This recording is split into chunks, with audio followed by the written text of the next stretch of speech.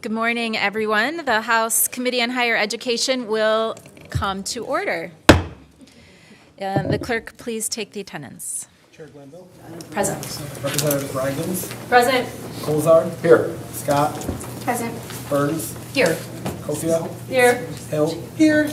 McDonald. Present. Pies. Present. Vanderwall. Present. Hawkat. Zorn. Here. Ruck. Present. Asana. Madam Chair, you have 13 members present at the quorum. All right, thank you. Today, I am proposing an additional committee rule regarding testimony to clarify our procedures. You should each have a copy of the proposed rule at your seat. And so, if there are no questions, I believe Rep. Scott moves to adopt the committee rule. Will the clerk please call the roll? Chair Glanville. Yes. Representative Rygans. Yes. Colzar. Yes. Scott. Yes. Burns. Yes. Kofia. Yes. Hill. Yes. McDonald. Yes. Pies. Yes. Vanderwall. Yes. Hawkat. Yes. Zorn. Yes. Ruck. Yay. Asana. Madam Chair, you have 13 yeas, 0 nays, 0 pass. Motion prevails. Thank you. And next, we have Representative McDonald moving to approve the minutes of the January 24th meeting without objection, so ordered. And I guess I was thinking, wow, how long has it been? But it's only been January, so we're okay. Today, we are taking testimony, and we will also be voting on House Bill 5522. We will hear from myself as well as Brandy Johnson, who serves as president of Michigan Community College Association, and on the Michigan Higher Ed Compact as a commissioner. Dan Hurley, also who serves as the chief executive officer of the Michigan Association of State Universities, is also on the Higher Ed Compact and as an alternate commissioner. And Rob Moss, who serves as legislative director for MyLeap, is here to speak in support of the bills. If there's anybody else who would like to put in a card, please make sure that we get that to the clerk. And we will go at ease for just a moment. And if the vice chair wants to come on over.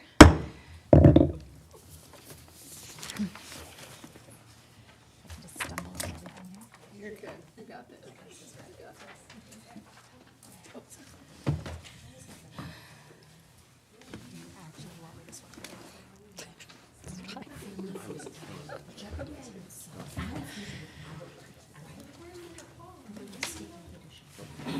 All right, the committee will come back to order. You may proceed when you're ready, Chair Glanville. Thank you, Madam Chair. Members of the Higher Ed Committee, thank you all for joining us today for this testimony on House Bill 5522. Just to bring you all up to speed, Michigan has been a member of the Midwestern Higher Ed Compact since 1990. The compact is made up of 12 states here in the Midwest, and its goal is to strengthen post-secondary education through cost savings initiatives and policy solutions. These initiatives and policy solutions are informed by research and the expertise of regional leaders throughout the 12 states. MEC's initiative saves colleges, universities, and students millions of dollars every year. So it's a fantastic organization. Member states of the Midwestern Higher Ed Compact are Illinois, Indiana, Iowa, Kansas, Minnesota, Missouri, Nebraska, North Dakota, Ohio, South Dakota, Wisconsin, and Michigan, and serves all public and private post-secondary institutions within its member states. Each state has 5 appointed commissioners. One is appointed by the governor, one from the House of Representatives and Senate, so 2 there, 1 from each.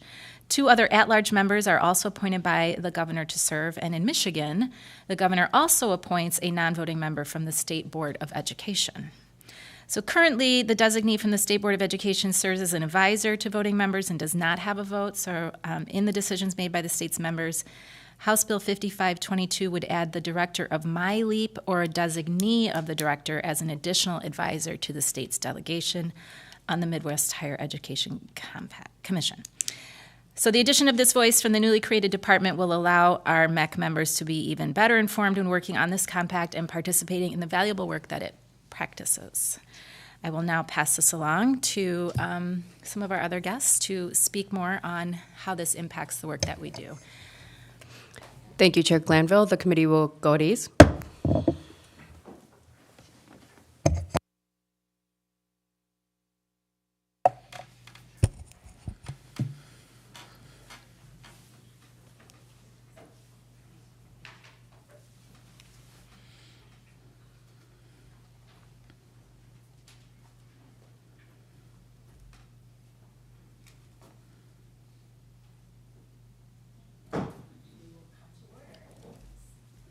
committee will come back to order.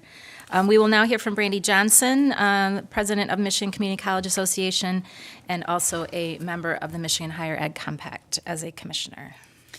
Thank you, Madam Chair, members of the committee. I appreciate just a brief opportunity to share why the MCCA supports the bill proposed by Representative Glanville. So I have recently spoke in the House Appropriations Subcommittee on Higher Education and Community Colleges and shared our legislative priorities relating to college affordability, talent investment, operations support, infrastructure support. But one of our, also on our list of legislative priorities is to improve student success outcomes in partnership with this new department, with the Michigan Department of Lifelong Education, Advancement, and Potential. We do think that there is a lot of potential for MyLeap to take a leadership role in helping to improve student success outcomes in partnership with Michigan colleges and universities.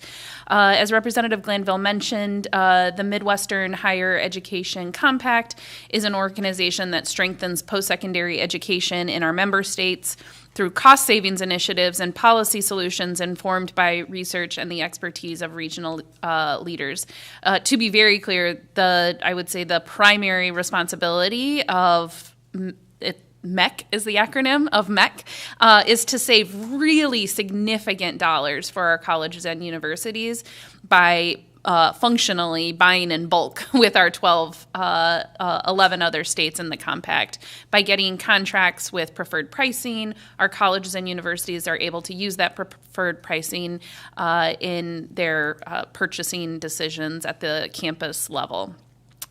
They also provide research to inform policy decisions at the state level, and we're able to learn what other states are doing on higher education policy.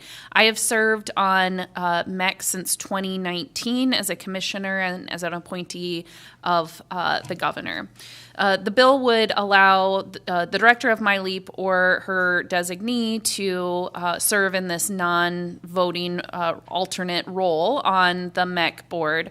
Like Representative Glanville mentioned, currently a member of the State Board of Education serves in this role, but I'll have to admit that there's quite a bit of a disconnect between the representative from MDE or the State Board of Education and higher education, simply because MDE is a decidedly K-12 organization and MEC is a decidedly higher education organization. And so it just makes a lot more sense to, in addition to having a state board member on MEC, to allow someone with higher education expertise from the Michigan Department of Lifelong Education, Advancement, and Potential, including its new Office of Higher Education, which the state has never had before functionally. We think MyLeap is well suited to be a leader in student success initiatives across all post-secondary institutions and could certainly benefit from networking and expertise with the other SHIO-type organizations, State Higher Ed Executive Office organizations or state departments of education across our 11 other peers in Midwestern states. Like I said, they provide really significant research, subject matter experts, and an ability to work with other people in our sorts of jobs to learn from them in terms of effective post-secondary student success practices. When MyLeap was created officially in December of last year, the MCCA put forward a pretty robust set of recommendations on what we think would most help the field and our state in terms of student success. At your desks, you have a full list of our recommendations on the types of things that MyLeap should prioritize, including designing more equitable financial aid programs, coordinating transfer between institutions, helping expand more robust enrollment for dual enrollment and early college credit taking opportunities, expanding better access to labor market data to inform programming at higher ed, and to streamline reporting and activities across departments. And so, again, by having MyLeap as a member of Michigan's delegation for MEC, not only do we think that that would help strengthen our delegation, but could be a really great opportunity for MyLeap to sort of grow into a high-functioning higher education department in Michigan by learning from our peers with more developed offices of higher education. Happy to go into more detail, but that is what I would like to share with you. Thanks for the opportunity to give some feedback. Thank you so much. And we do have one question from Minority Vice Chair Vanderwall. Thank you, Madam Chair. Appreciate it very much. Thank you for being here and discussing the bill. I've always had a hesitation when it comes to non-voting members, sitting on a board and being involved in supposedly having input. Can you give me an example of why you feel that adding non-voting members is really going to be a benefit to this organization? Yeah, and I thank you, Madam Chair. Representative, one, I would say you should ask the same question to my counterpart, Dr. Hurley, who is also a non-voting member of our delegation and sort of what he gets out of it. The things that MEC votes on, and I sit on the executive committee, is pretty like organizational management type thing. So we approve a budget. The MEC commission has a staff, has offices. We have to evaluate our executive director. It's a pretty traditional sort of fiduciary responsibilities of governance. But what MEC functionally does are these convenings where they bring everyone together to learn and share research. And that's the piece in particular where I think that a representative from MyLeap could actually be better exposed to what's going on in the field as it relates to research to bring that back to help inform Michigan policy and programming. That's a great question. Okay, well, thank you, Brandy. Always a pleasure to have you here. And now we will hear from Dan Hurley, and maybe he can speak a little bit about his experience as an advisory member.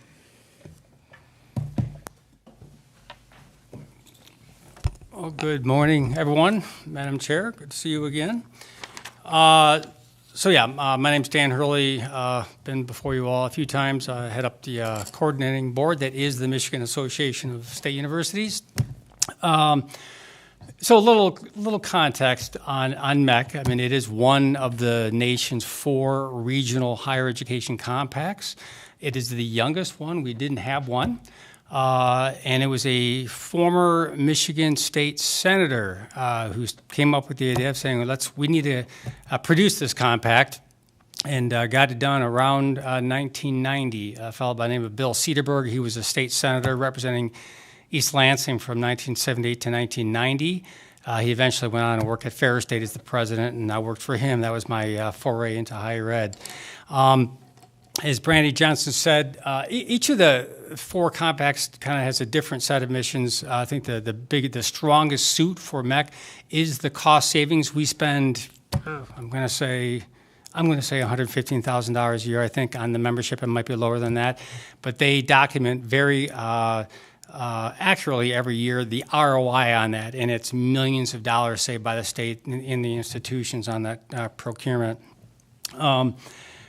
They do a blend of state policy work and institutional best practice. Certainly, we are supportive of the bill. It makes absolute common sense for the director of MyLeap to be a member of the compact or the commission.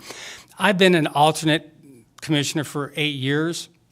I am not offended by being an alternate commissioner, non-voting member. There's zero contention on it. Is mostly budget type activities management, as Brandy had said. For context, I think the one other individual who is a member right now is State Senator Sean McCann, who is the chair of Higher Ed Appropriations Subcommittee in the Senate.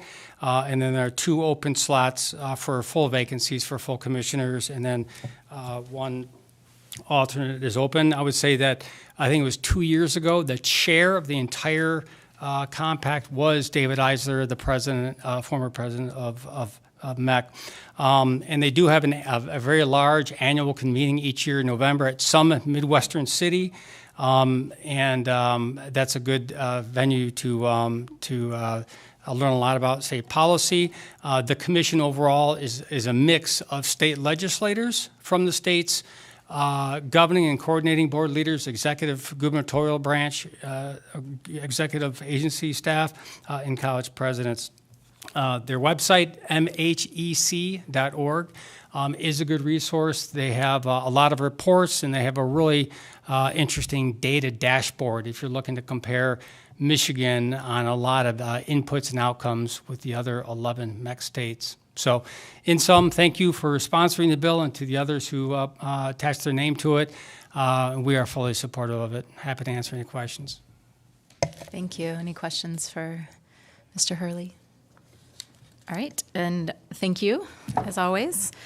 And then next, we're going to hear from Rob Maas, who serves as Legislative Director for MyLeap.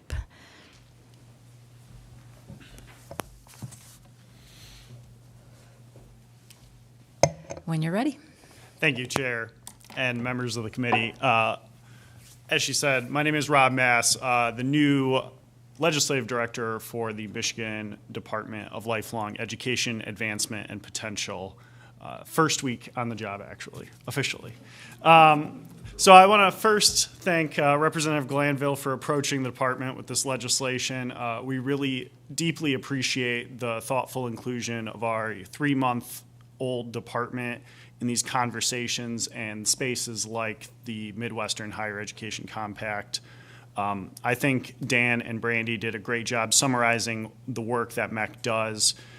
So I'll just say that we're excited to participate in the conversations that MEC hosts, and we look forward to collaboratively identifying and work towards implementing best practices in the higher education space.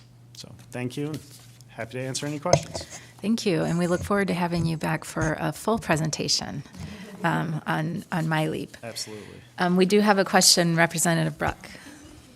Thank you, Madam Chair. Question, the MyLeap program here in Michigan, do other states have a similar program? So we were actually the last state to create higher education or Office of Higher Education, like Brandy mentioned. All other states in the Midwest have a similar overseeing agency like MyLeap is now for Michigan.